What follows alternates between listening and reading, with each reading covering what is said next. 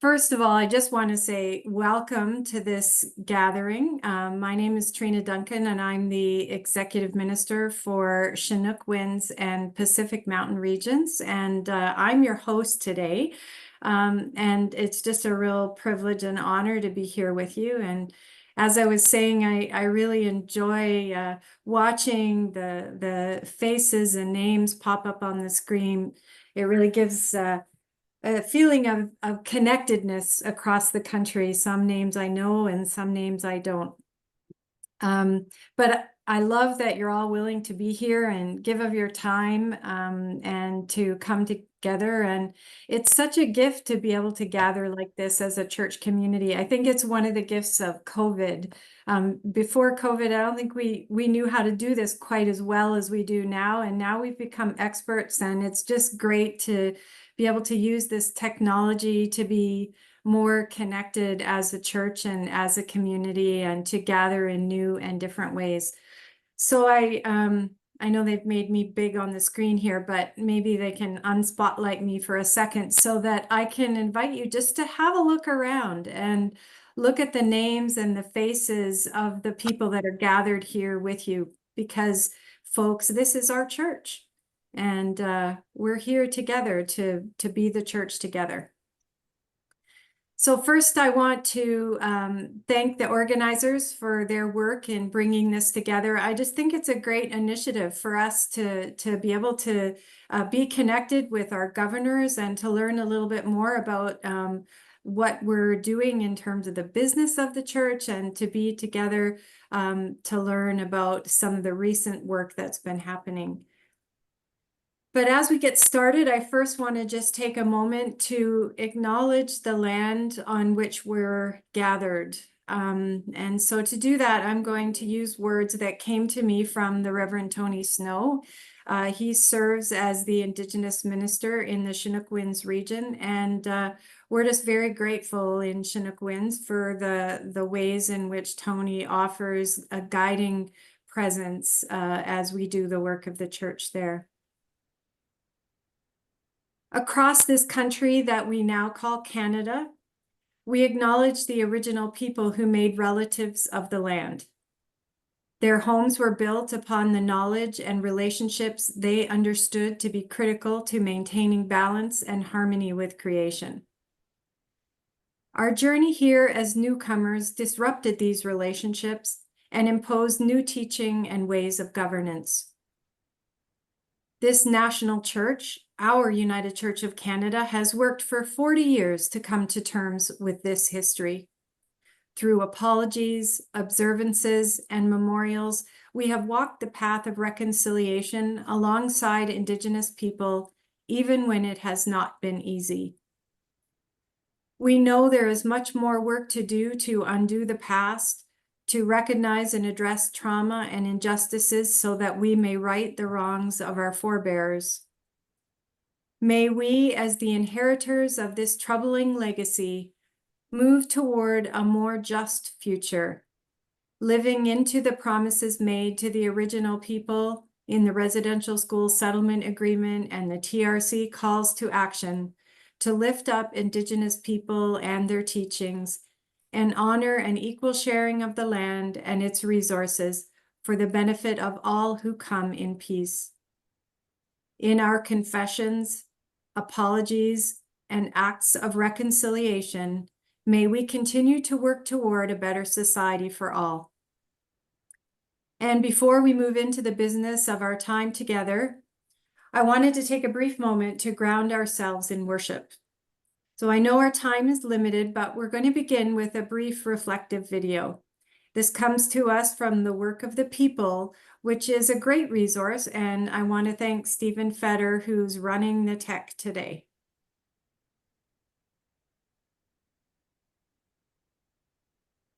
Let's enter into our time together with a word of prayer.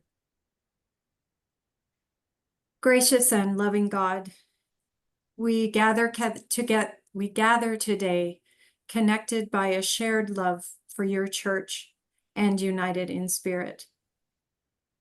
As we come together from different places and perspectives, we are reminded that we are part of a greater whole. your church, called to serve and love in this world. Bless this time of conversation and learning. Open our hearts to listen deeply, to speak truth with grace, and to hold one another in love and respect.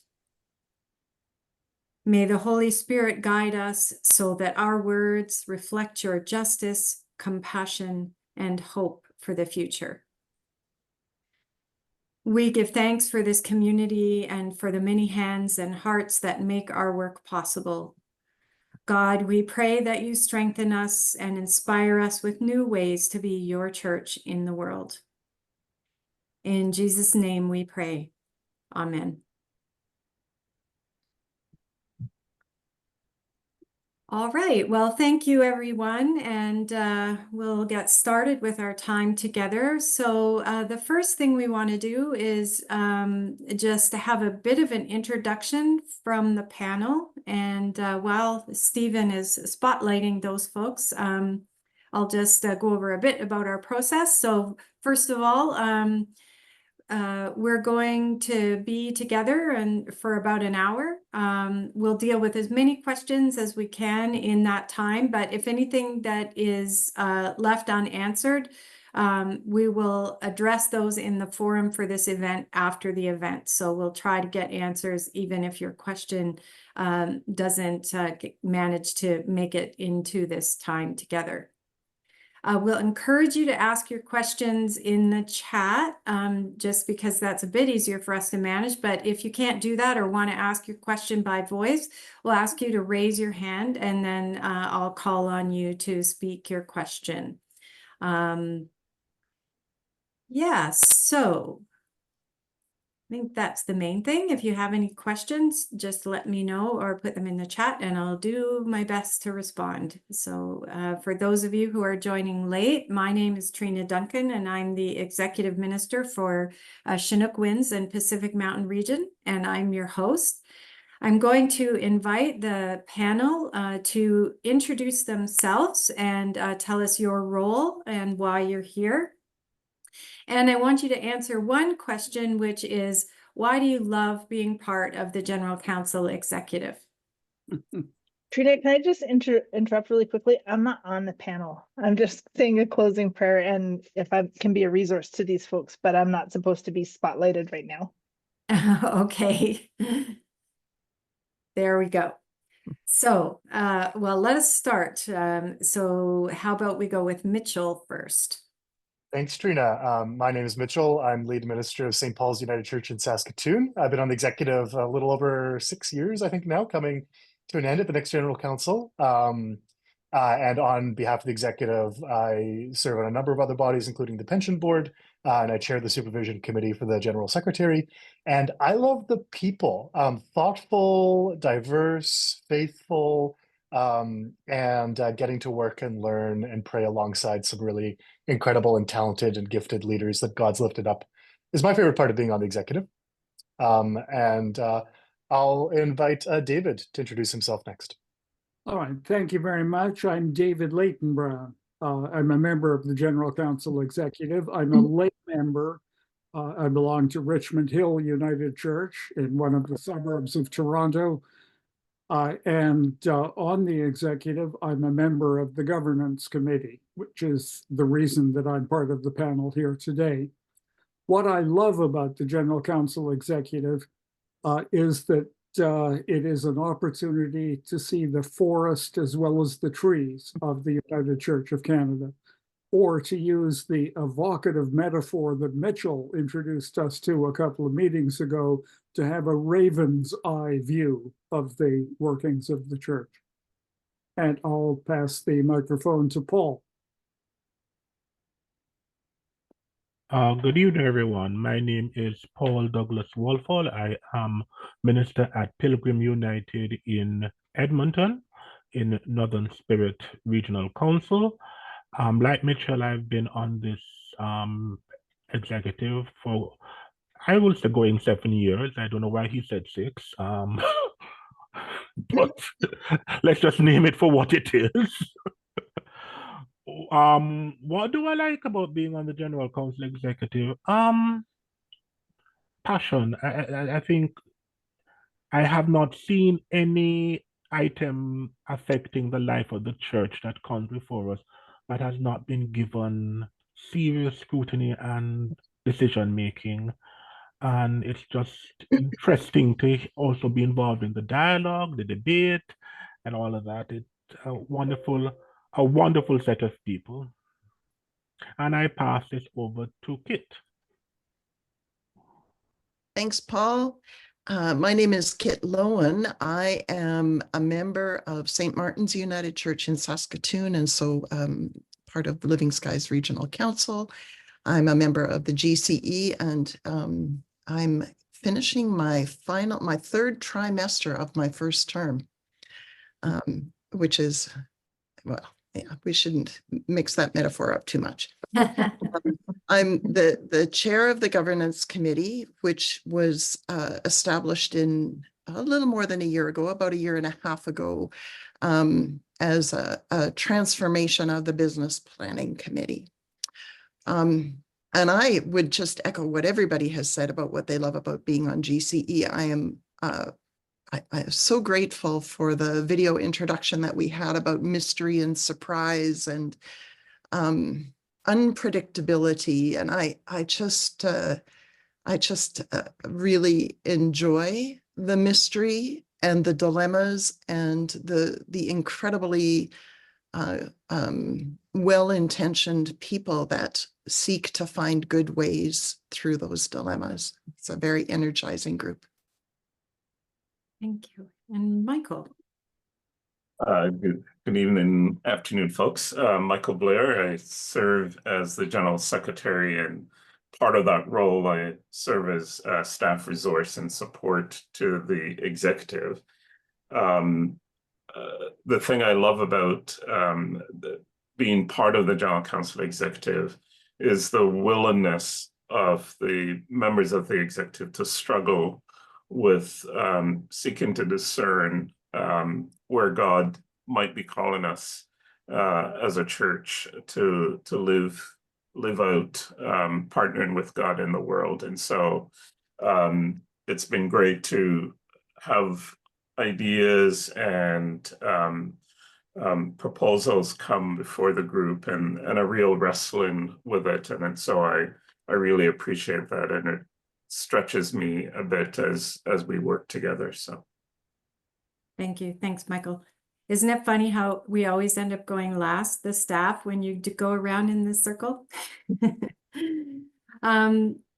Kit, I'm going to invite you to just say a little bit about why we decided to have this town hall, and a little bit about the General Council Executive and how it does its work. Great, and I will try to be succinct, which is not my not a natural attribute for me, but I'll give it my best. Okay, I'll give you the hook if you're going on. Please do. So I'm really I'm fascinated by governance, and I think that I really enjoy exploring the various ways in which governance practices are established and carried out.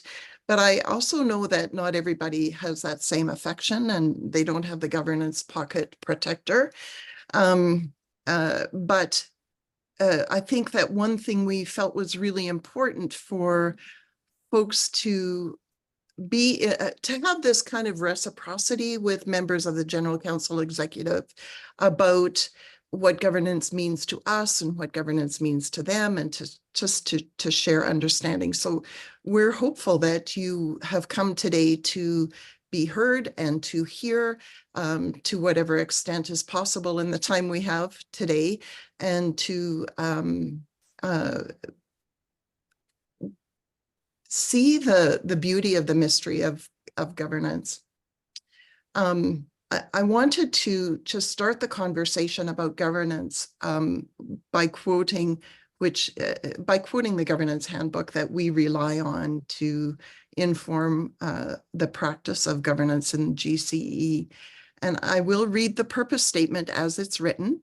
And it says, the United Church of Canada is a faith community and a corporation These two realities interact in governance decisions where the executive of the General Council seeks to carry out the General Council's vision of the mission of the church, while acting as responsible stewards of the gifts that God has made available to us and respecting the secular authorities under which the church operates, which on the surface may feel like a somewhat dry description of governance, but to me, it's exciting to think about the ways in which we understand church governance and how we try to make that come to life. And I also wanted to follow up with another quotation that does not come from a church document. It comes from from Appreciative Inquiry, which is an organizational development approach. But I think it fits for us when they say that an organization, and in our case, our church, is a mystery that should be embraced as an endeavor of infinite imagination, infinite capacity. And I feel like that's a really helpful way to think about the church. Is it's mysterious and unclear, and that is partly the beauty of it, and the way in which God is made known to us as well in that mystery. Thanks, Kit.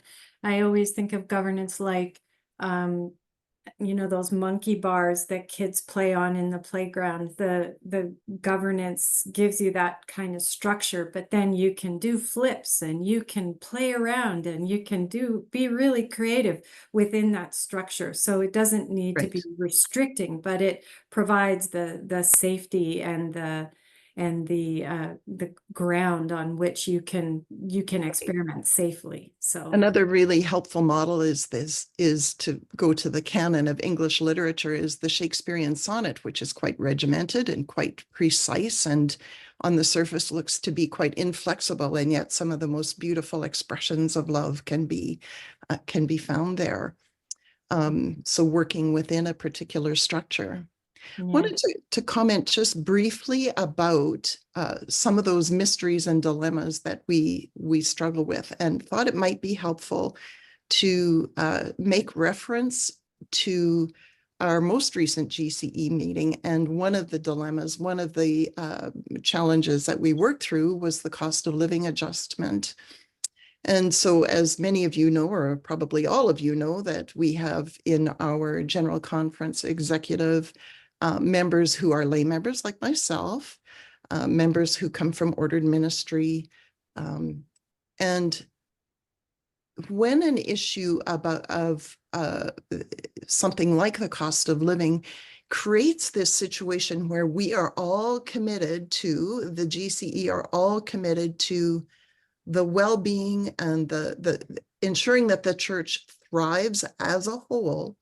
And so that means that we have to set aside our perspective to a certain extent, as much as we are able to deal with a question like a cost of living adjustment. So quite naturally, the ordered ministers will have one perspective because it's their lives and their well-being on one hand, and the lay folks come with maybe a particular perspective about the well-being of the communities of faith. And then, because I also have this pension affection, I think about the equity that is the equity issues from that perspective, because if a cost of living adjustment prompts an unintended consequence of maybe reducing the employment status of a particular ordered ministry personnel, what are the impacts for them in the context of equity? So, and I think we are experiencing that, and Mitchell can add as well from his more recent pension board experience, the equity implications of ordered ministry, and how part-time employment isn't always what they would choose. And so those are you think about braiding all those considerations together, and then trying to find a path forward that helps to ensure that the church will thrive. Yeah, thanks for highlighting that kind of the complexity of the different perspectives that each decision that is before the General Council Executive has. And it's not just one thing, or it's not always as obvious as it might seem to some of us who are just watching from the sidelines. Was there anything else you wanted to add at this time, Kit? Not at this time, thanks. Okay, thanks. Michael, I think there was some opening words that you wanted to offer to the gathering. Yeah, and I think, and thanks for this conversation. And I think the piece of trying to understand governance is probably where I want to start, in the sense that just recently someone has kind of helped me think about this notion of a shift from a delegate mentality to a trustee mentality, and that part of the work of governance at every level of the church is that kind of wrestling with that shift. One of the places I think we see this quite clearly was back in 1988, that I think folks came to the General Council prepared to make a certain decision, but in the process of the conversation, spirit moved, and there was a shift from being kind of a delegate mentality to a trustee, that the good of the whole is what needs to take precedence. And so I think the work both with the executive but also with the General Council is about wrestling with that. What is the kind of trusteeship of this institution, this ministry that is ours, known as the United Church of Canada? And so just recently at the annual meeting of the General Council, the two significant conversations that was a part of that was evidence of that struggle to shift into this space of being trustees, the good of the whole. So the discussion around the principle-based approach to our justice work, again, was one of those pieces that through the conversation and the work, it starts to push us to ask the question, what is the good of the whole? Not what is my own particular kind of interest in this, but what is the good of the whole? And I think the uncomfortable conversation around the Indigenous church was also part of that process of kind of wrestling with the question of what is the good of the whole. And so I think part of the work of the council is that commitment, the good of the whole, not my own particular interest, but the good of the whole. And so as issues come to the council, I think that's the wrestling, and that's the hope that would be the end result of that. Thank you, Michael. So I think what we want to do now is to move to questions. So if you have questions that you want to ask, please either put those into the chat or raise your hand, and we'll give you the opportunity to ask your question, but we'll ask you to keep any questions like that brief. So we do have some questions in the forum. The first question I see there is around something to do with the new government dental care program, and wondering about whether or not folks are able to opt out of the dental care in our benefits in order to be able to take advantage of that. Not sure if we have anybody here who's actually able to answer that question. Alan is, I think I saw Alan on the call. He may be able to offer a perspective. Sure, I'm here. Folks, good to be with you. Alan Hall, I'm the Executive Officer for Shared Services, including oversight of pension and benefits. As I had posted on the ChurchX forum in response to the question, initially the government plan was that anyone who had opted out of an employment-based plan would be ineligible. We challenged that along with many other employers, and the government changed the plan so that anyone who had opted out prior to the introduction of the government plan would be eligible for the government plan. But if you opt out of an employment-based plan after the introduction of the government plan, you would not be eligible for the government plan. Thank you, Alan.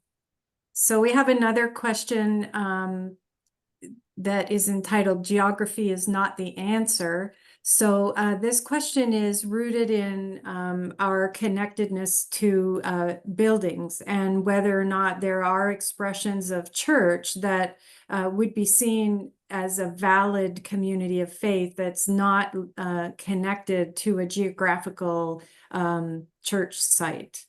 So I hope I did it justice in my framing of that question. So I wonder if anyone is prepared to answer that. I saw you nodding, Mitchell, so.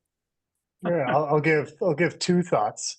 The first is the last general council provided freedom for experimentation in terms of what expressions of church could look like. And so I would encourage us to follow the Spirit, where the Spirit guides us in terms of some of that experimentation. And there are examples. And I would point to examples not far from where I am in Saskatchewan, where there are Indigenous congregations where there are no buildings, and where I tagged along with an Indigenous minister who did his ministry by going from home to home to home. We celebrated communion in people's living rooms, and there already are models of doing church without buildings that we can learn from, and that's just one.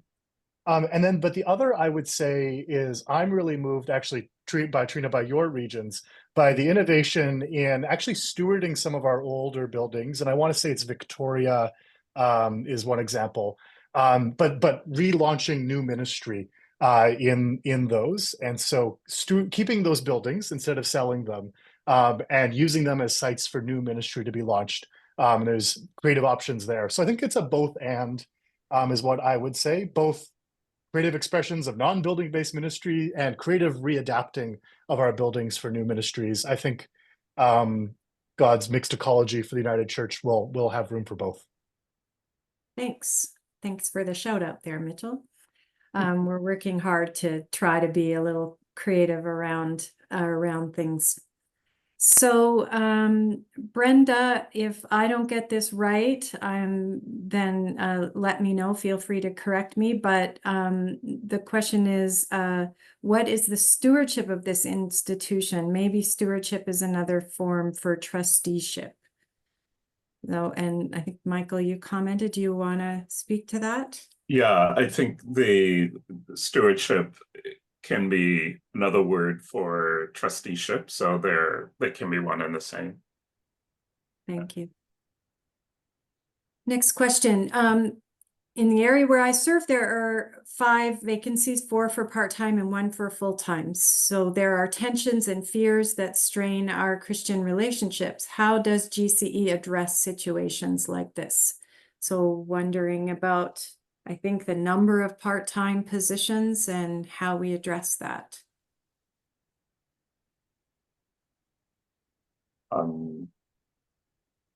I saw Adam online. Adam,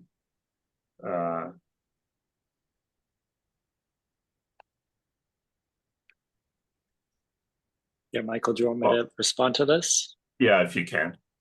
Yeah. So I would say regional councils in my work on the Office of Vocation, Pastoral Relations team, and the Theology and Ministry Leadership Unit, resourcing pastoral relations staff and regional councils. I'm seeing regional councils helping with our strategic plan work on collaborative ministries of seeing if those part-time vacancy positions could be put together into full-time ministry positions. or how can a collaborative arrangement happen between multiple communities of faith? And Kevin, I think you're in the Maritimes, and I know Andrew Richardson is our lead staff on the strategic plan work of collaborative ministries. And if you want to meet him for a virtual coffee sometime, I'm sure he could share with you a lot more than I'm able to tonight. I think another thing to note around that is one of the decisions of the General Council Executive was to allow some freedom for experimentation. So there was a proposal motion made that allows us to perhaps have some exceptions from some of the things in the manual to experiment with some new models and new ways of being, which we have found to be quite helpful in imagining some new ways of being the church in this context of the challenging finances. Alan, did you want to add to this? Sure, just quickly, as part of the group that is looking at total compensation, at the direction of the last General Council, we met with treasurers, several hundred treasurers, and we had a survey that went out to treasurers, and several hundred more responded. And we were really encouraged to hear how much openness there was to the concept of collaborative ministries, to collaborating with local United Churches, with other denominations, and the efforts that congregations are going to do so. What we heard was some of our polity gets in the way and makes it unnecessarily difficult. And so certainly in the total compensation group, we're mindful of the importance of full-time employment for ministry personnel.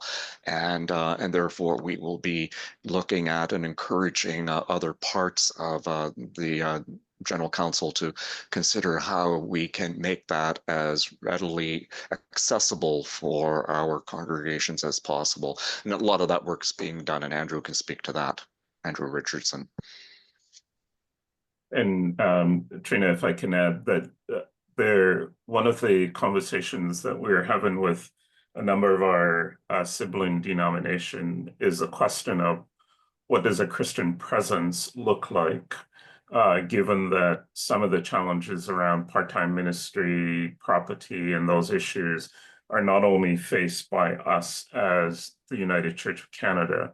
So we continue to have conversation about how we can strengthen ecumenical shared relationships, but even beyond ecumenical shared, without any kind of organic union, to look at how we can engage in Christian presence.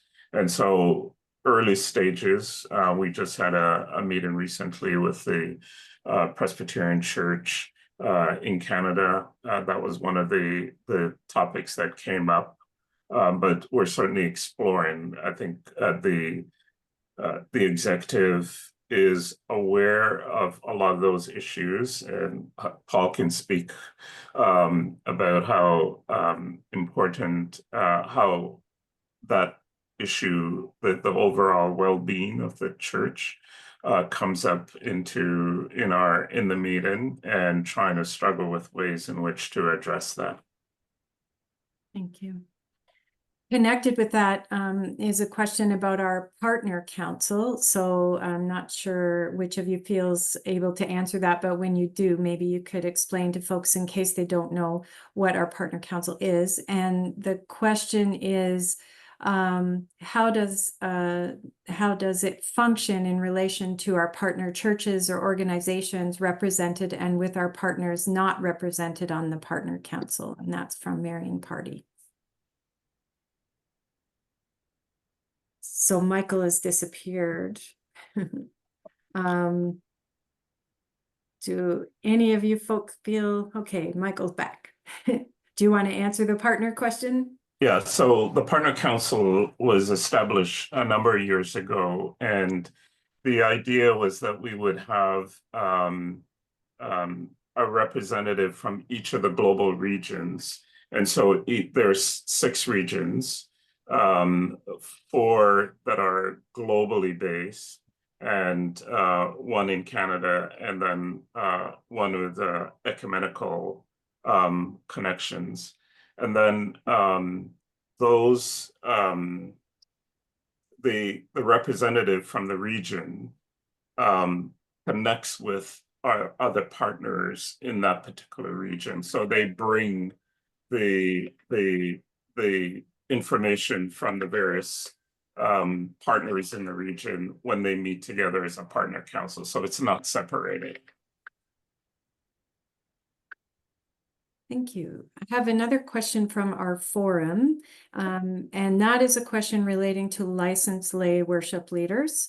And so again, whoever is going to answer this question, if you could say for folks what a licensed lay worship leader is, and what they would like to know is what does the future hold for licensed lay worship leaders, and will there be increased opportunities to lead worship? I'm assuming we're going to want to hear from one of the staff relating to this, Adam or Alan.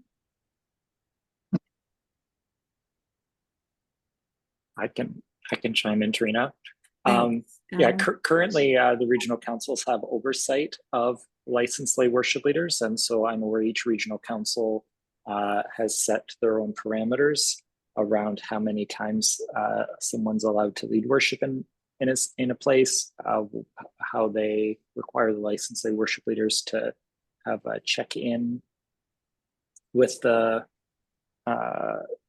licensed lay worship leaders for oversight and accountability, and then also setting minimums for what the compensation is, because the general council daily rate for visiting ministry personnel is only for ministry personnel. The general council doesn't have oversight of compensation of licensed lay worship leaders. Thanks. And licensed lay worship leaders are lay people who've been trained to lead worship, and they are recognized as trained and designated as lay worship leaders at the regional level. We have a number of licensed lay worship leaders who are serving across the country. And there's a training program that folks can take to be licensed as lay worship leaders. Thanks, Alan, or Adam, sorry. The next question is, can you give us an update on the General Council plan to develop 100 new congregations across the country?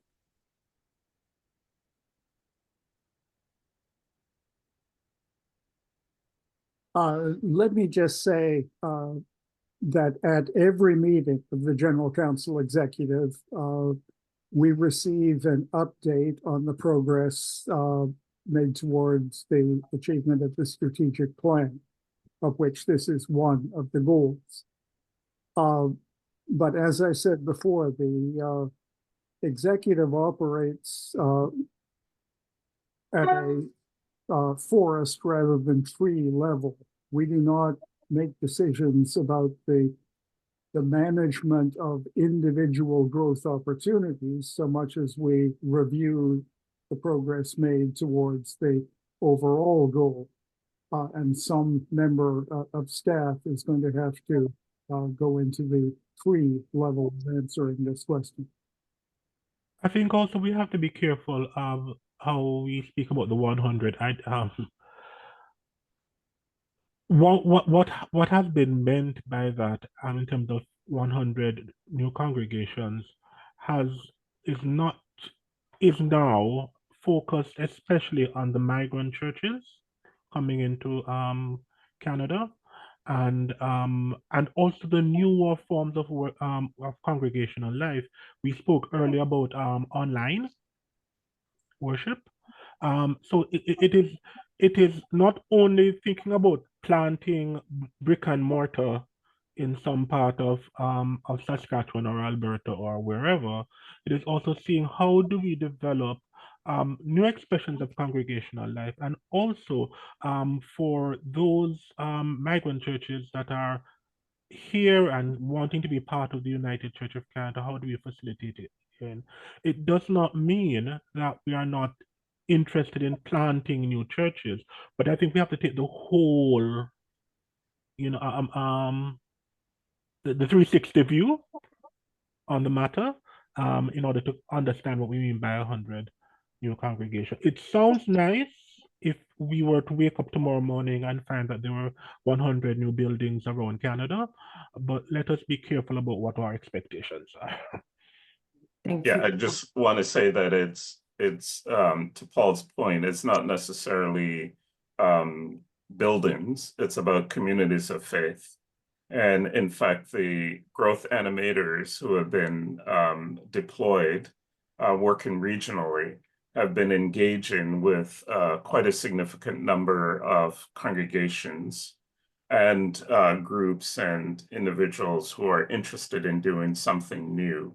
So there is you know, the work of growth has create. It's about inviting. It's about renewing, and so there are kind of three aspects to that. There's some significant work that's being done with newcomer communities, and there's almost 40, I think, conversations, relationships that have been developing with newcomer communities. And that's one part of it. But in terms of other parts of the life of the church, strengthening the capacity of the church to invite people in is a significant part of the work towards that 100 and creating new things. And they're emerging at the moment. We will in January, the moderator is hosting a similar town hall or a town hall in January. And in that town hall, we'll introduce some of the work that's being done around those 100 communities of faith. Great, we'll look forward to that. And I certainly want to add a word of appreciation for the work of the growth animators from a regional perspective. It's been really great. Question about how the church is doing, living into its commitment to functional bilingualism, and just a note that there isn't translation today.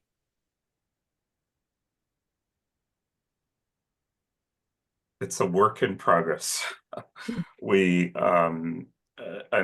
recognize that there's no. This is an experimentation, so an apology that this is the first time we're trying to do this from the GCE perspective. We weren't sure necessarily what to expect, and so we are aware going in that would be a kind of a missing challenge. But you know, at every level, we're committed to ensuring documents are translated, ensuring that we have interpreters available.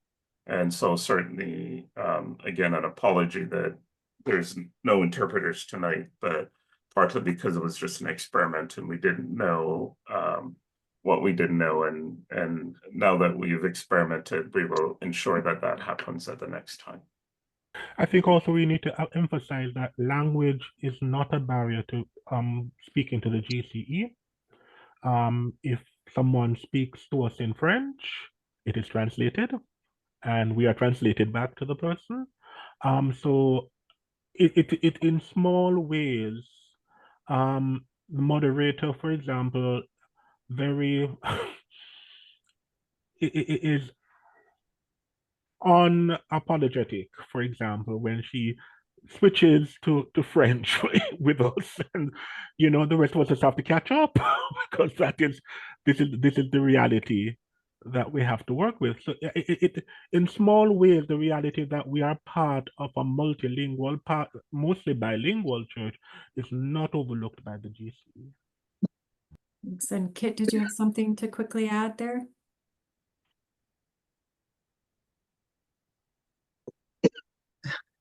Actually, when this topic is done, I wanted just to circle back to a question in the chat in the spirit of reciprocity. So whenever it seems right. Okay, go ahead. Okay, I'm very curious about Nabucco's question. And I will read it from the chat. It has been a number of years since the move from a 4-court to a 3-court judiciary.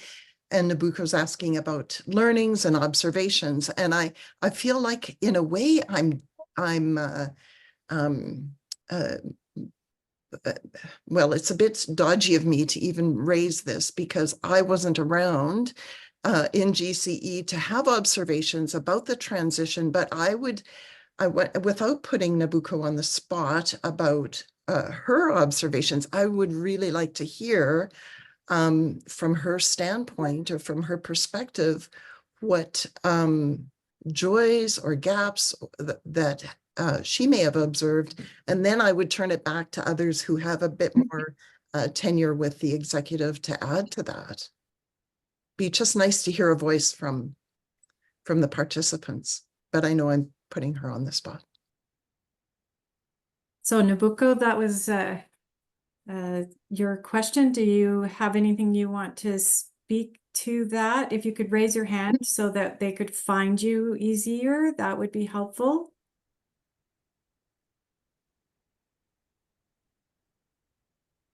Okay. While we're waiting. Oh, Raise my hand. Oh, here it is. there you go. Here I am. I just, I guess, as we talk about what community is, what it means to be a community of faith, I know that those of us who are in urban areas have a privilege in being able to connect with each other that is more difficult for those in rural areas. And the gaps that I see are about people connecting with people. And I'm not really sure what the joys are. And so I'm really interested in hearing that. And I know that it's taken us, well, it's taken me, I'm old, it's taken me a while to just even get used to the new system. So I just really would love to hear what some of those learnings have been, generally speaking, from nationally. If I could leap in, when the change in church structure took place, there was a commitment to review its degree of success after 5 years. We are at that point now, and the General Council Executive has appointed a task group to conduct that review and report back. And now I risk saying something technically incorrect, but I believe that report is scheduled to come to the next General Council. But in any event, it will be reported nationally once the review is completed. So it is premature for the General Council Executive to have drawn any conclusions until that review is complete. Thank you, David. And yeah, it's definitely in progress. There's a task group that's working on that, and will be reporting to the General Council Executive and to the General Council as it continues its work. So thank you for that question.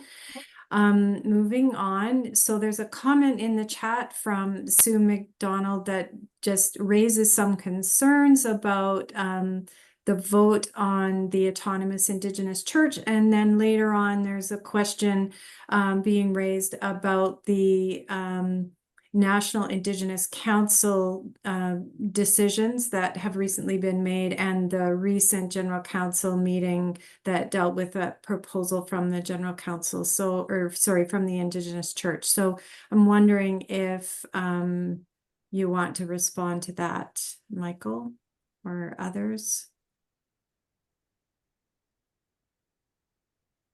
I think it is clear to say that the matter is a serious one, and the General Council Executive will exercise due diligence in looking at the issue. It is not in any way to question or to shatter the issue of the autonomy or the sovereignty of the Indigenous Church to make decisions.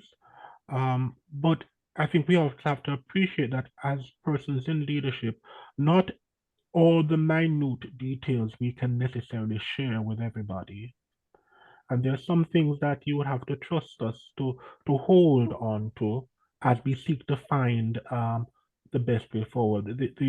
The relationship with the Indigenous Church is extremely important to us. And we hold this as important. And I can assure people that we will be seeking to find the best way forward, the opportune way forward, not just adding doing a checklist.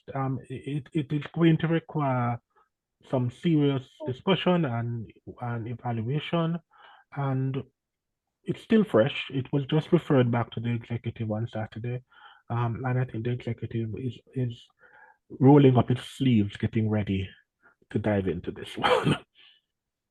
So I think it's also important to note that the executive did, the general council did confirm the creation of the autonomous church. So that has been affirmed to move forward, and so that is happening.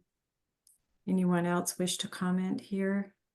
If I may just briefly, Trina, I would just reflect on a few things, and I think it's important to just name and recognize a lot of hurt in the church, and no one is trying to pretend that that's not there or hide that away, and that both I say this as an Indigenous person, but who serves on the GCE and serves at a primarily non-Indigenous church.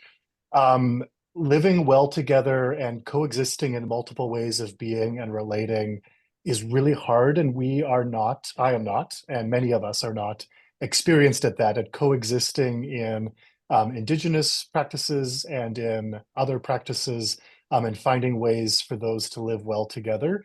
And I think we're seeing some of that in some of the pain that was expressed and has been expressed, and also in the fact that it's taking time to answer. And I think one of the things in more Western traditions is urgency, is speed, is we have to get things done right away, and to make our discomfort go away. And I think one of the gifts maybe that Indigenous ways of being can offer is that sometimes processes take a more natural rhythm of time. And so I would just invite people to offer one another, all of us, grace, to offer grace for listening, for emotion, and for hurt to be carried. And that many of the people implicated in this have also, our church has gone through great losses, of the loss of former moderator Lois, the loss of a vocational minister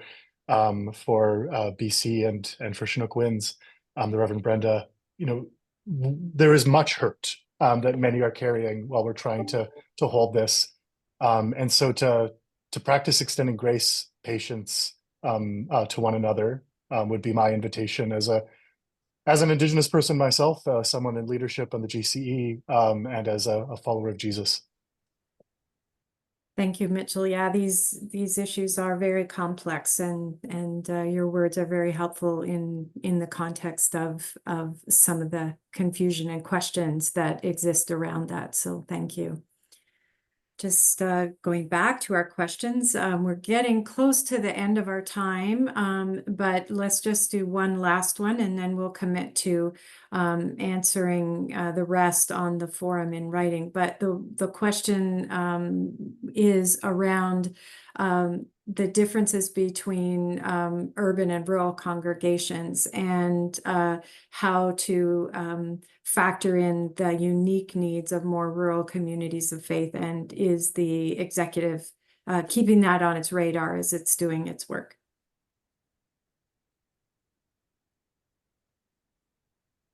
I think we are, but I think also we have to remember that the executive has to work in partnership here with the regional councils, because the regional council's responsibility to support congregations of whatever shape, form, or size. And the phrase I constantly use at meetings is we need to have that dynamic dialogue between region, general council executive, and with communities of faith, so that the specifics are able to be looked at by the region and resources are made available. We are aware that the pandemic, for example, has affected our rural congregations, particularly in a very negative way. And the solution, there is no panacea, there's no magic that we can wave the wand. This is not Harry Potter, where we wave the wand and suddenly everything is made well. So there is constant dialogue on it. And on top of that, may I just add that thankfully, we're also seeking to have data coming into us so that we can look at data and say, okay, cool, what is the where are we at and what exactly do we need to do? Where are resources needed? Where are the issues? And we can move from there. So I think we have to remember that in our polity, the regions have a particular role. The general council executive has a particular role, and it does not make sense for the general council to jump in and take over the region's role because we just don't have the resources to do that. And if I may add, I think so just to reinforce Paul's piece around data, we now have a data cluster in the General Council office, and we're harvesting, pulling data together. The work of the growth animators in the regions is enabling us to see a little bit more clearly some of the challenges. And so it enables regions to provide the support that regions need to provide. And it's causing us as a kind of system-wide to begin to have some conversation in terms of what we need to do. So there's a number of threads that are been identified, and we're trying to weave into some kind of careful way of moving forward. So the strat plan in some ways has been a gift to us because it provided us with a framework to begin to address the various issues in the life of the church and enable us to stay in our lanes in terms of what's the general councils, what's the regions, but also to work collaboratively for the good of the whole. Thank you. There's been a couple of follow-up questions around the restructuring, so I'll just clarify that there is a restructuring task group that's in place and they're working on the process for the review. It was a bit late getting started, but there will be opportunities for folks to participate and provide feedback to that group early in the new year.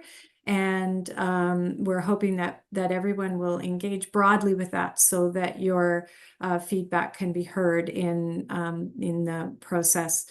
Want to thank you all for being here. Lorianne, can you put the links in the chat that you wanted to share for some upcoming events? There's a couple of things that we wanted to highlight. There's an anti-racism event on Church Hub that we invite you to look at. Also on Church Hub, bold discipleship reflections from the United Church in Saskatchewan, and the 40 days of engagement on anti-racism. So those are things for you to take a look at. So folks, quickly with your thumbs up or your thumbs down arrow, was this a great idea? Fingers work too. Yeah. Good. Well, the General Council executive can think about doing this again. So appreciate your thoughts.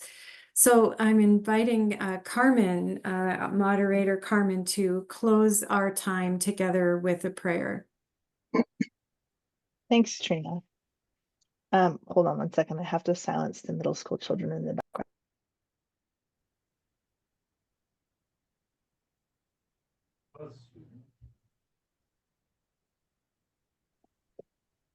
It is Thanks. after school hour at my house. All right, friends, let us pray. I often find that sometimes my own words are adequate and sometimes my words fail me. And quite often I use both our Song of Faith from 2006 and quite often in the GCE, I pray Thomas Merton's prayer. And so tonight I have adapted both for our closing prayer. Let us pray. Holy mystery that is holy love. God, you are a holy mystery, beyond complete knowledge, above perfect description. Yet in love you seek relationship. You create the universe and with it the possibility of being and relating. You tend the universe, mending the broken and reconciling the estranged. You enliven the universe, guiding all things towards harmony with their source. Grateful for your loving action, we cannot keep from singing. And you are holy mystery. And so we also freely pray the prayer of our elder in faith, Thomas Merton, to guide us in our work together as the whole church. We have no idea where we are going. We do not see the road ahead of us. We cannot know for certain where it will end, nor do we really know ourselves. And the fact that we think we are following your will does not mean that we are actually doing so. But we believe that the desire to please you does in fact please you. And we hope we have that desire in all that we are doing. We hope that we will never do anything apart from that desire. And we know that if we do this, you will lead us by the right road, though we may know nothing about it. Therefore, we will trust you always, though we may seem to be lost and in the shadow of death. We will not fear, for you are ever with us, and you will never leave us to face our perils alone. God, you are holy mystery, beyond complete knowledge, above perfect description. Grateful for your loving action, we cannot keep from singing. Amen. Thank you, Carmen, and thank you all for being here and giving of your time. And we'll look forward to an opportunity to gather again. Thanks to the panel and thanks to everyone. Thanks, folks.